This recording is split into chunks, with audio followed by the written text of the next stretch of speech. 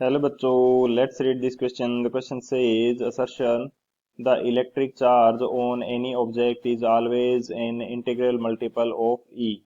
Reason the electric charge of an isolated system is always conserved. Option first, both assertion and reason are correct and reason is the correct explanation of assertion. Option second, both assertion and reason are correct but reason is not the correct explanation of assertion. Option third, assertion is correct but reason is incorrect. Option fourth, assertion is incorrect but reason is correct. तो इस question के लिए हमें क्या पूछा गया है कि जो इलेक्ट्रिक चार्ज है वो इंटीग्रल मल्टीपल होता है ई का। रीजन इसका दे रखा है कि जो आइसोलेटेड सिस्टम है उसका चार्ज जो है हमेशा कंजर्व रहेगा। तो बात करते हैं की कंसेप्ट की यदि बात करें तो हम यहाँ पे दो लॉ जो हैं वो डिस्कस कर लेते हैं की कंसेप्ट के रूप में। फर्स्ट हमारे पास की कंसेप्ट क्या आ जाएगा, quantization of charge. Quantization quantization of charge. Charge का क्वांटाइजेशन किसको बोलेंगे कि कोई भी जो ऑब्जेक्ट है उसके ऊपर जो चार्ज होगा वो हमेशा इंटीजर मल्टीपल होता है ई का। Charge on an object is always integer multiple of e। multiple of e। e हमारे पास क्या है, इलेक्ट्रॉन के चार्ज का जो मैग्नीट्यूड है उसको हम बोलते हैं e। तो कोई भी ऑब्जेक्ट है उसके ऊपर जो चार्ज होगा वो इंटीजर मल्टीपल होगा e का। यानी कि किसी भी ऑब्जेक्ट के ऊपर यदि q चार्ज है तो उसको हम शो कर सकते हैं n इंटू ई से। एक तो हमारे पास ये की कंसेप्ट हो जाएगा। सेकंड की कंसेप्ट के अंदर बात करते हैं conservation of charge. Conservation of charge.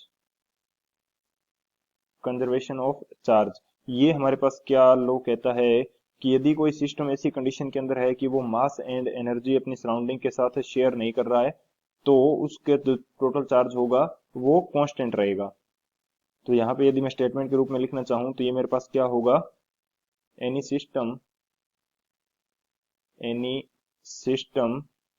that is not exchanging mass and energy, mass or energy with surrounding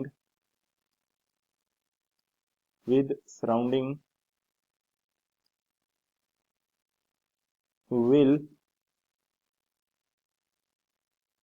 never have different total charge for 2 times।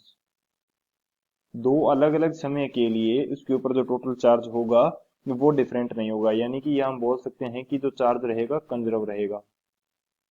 Charge will be conserved. Charge will be conserved. सो ये दो की concept हो गए। इन दोनों की concept की help से इस क्वेश्चन को सॉल्व करते हैं। अब यदि मैं बात करूं सॉल्यूशन की तो सॉल्यूशन इस क्वेश्चन के लिए मेरे पास क्या हो जाएगा, जो असर्शन स्टेटमेंट है ये हमारा करेक्ट हो जाएगा क्योंकि हमने फर्स्ट की कंसेप्ट के अंदर देख लिया कि किसी भी ऑब्जेक्ट का जो चार्ज है वो इंटीजर मल्टीपल होता है ई का। इसको बोलते हैं क्वांटाइजेशन ऑफ चार्ज। सेकंड जो इसका रीजन जो हमें दे रखा है वो भी करेक्ट है क्योंकि आइसोलेटेड सिस्टम तो उस सिस्टम को बोलेंगे जो अपनी सराउंडिंग के साथ मास या एनर्जी शेयर नहीं कर रहा है। एंड कंजर्वेशन ऑफ चार्ज के लॉ के अकॉर्डिंग किन्हीं भी टाइम्स के लिए उसका जो टोटल चार्ज होगा वो कांस्टेंट रहेगा, चेंज नहीं होगा। सो असर्शन भी हमारा करेक्ट है, रीजन भी हमारा करेक्ट है। लेकिन जो रीजन है वो असर्शन के लिए करेक्ट स्टेटमेंट नहीं है क्योंकि ये दोनों अलग अलग स्टेटमेंट हैं।